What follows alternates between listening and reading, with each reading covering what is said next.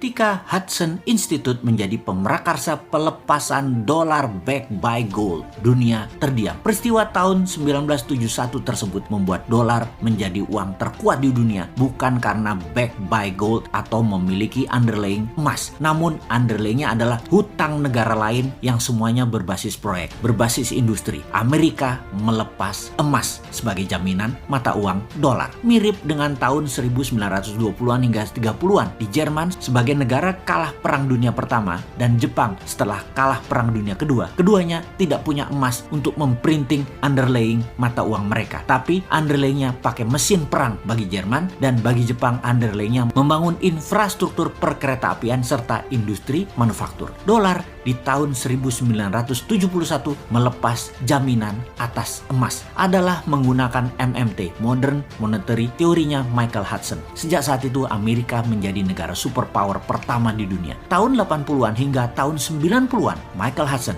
adalah guru besar yang mengajar di kampus di Peking University, di mana hampir semua petinggi politbiro yang saat ini menjabat di Tiongkok adalah murid beliau. Setidaknya mereka semua memahami hal yang sama, yaitu MMT. Sehingga di tahun 1989 pertama kalinya Deng Xiaoping ambil posisi ekonomi dengan mendemokratisasi uang renminbi pakai proyek underlayingnya. MMT dipraktekkan di Tiongkok sejak saat itu. Kedua negara tersebut saat ini menjadi dua negara besar. Yang satu, Amerika, sudah menjadi negara superpower, bahkan dengan kekuatan teknologi, paten, dan free thinking country terbebas di dunia. Amerika belum terkalahkan. Sebagai murid Hudson tidak langsung, karena saya hanya mengikuti buku-bukunya dan belajar dari muridnya Hudson, salah satunya belajar dari Stephanie Kelton, maka sejak 6 tahun yang lalu si Sontoloyo ini menyatakan akan membuat negara Indonesia menjadi negara sejajar dengan dua negara besar tersebut, dan di tahun 2045 akan menjadi negara terkuat di dunia di atas dua negara tersebut. Dan alasannya apa? Alasannya Indonesia memiliki 4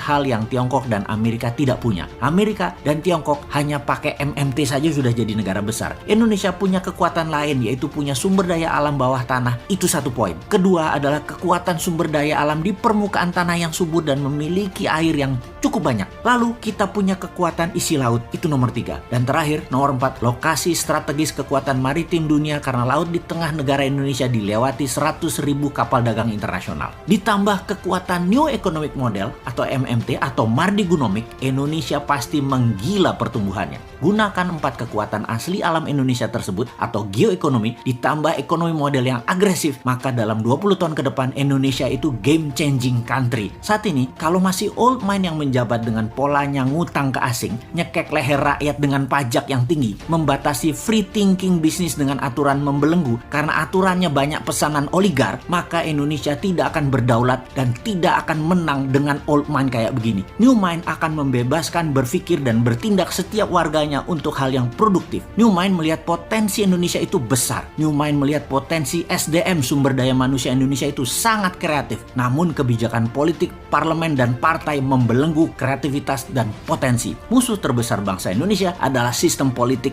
yang membatasi manusia berkompetisi berdasarkan prestasi dan potensi. Harusnya pilihan politik apapun yang diambil silahkan, tapi menjalankannya adalah mereka yang memiliki visi, potensi, dan kemampuan kelas dunia. Jangan sampai yang dekat dengan pejabat yang dipilih, tim pemenangan yang dipilih, yang memodali yang dipilih, buzzer yang dipilih, yang pinter nyenengin dirinya yang dipilih, yang melindungi dirinya dari pejabat agar selamanya berkuasa itu yang dipilih. Itu yang mendapat jabatan. Jangan itulah. Itu nggak ngurusi rakyat namanya, nggak ngurusi negara namanya. Makanya New Mind selalu bertanya, kok tahun 2024 lama bener ya?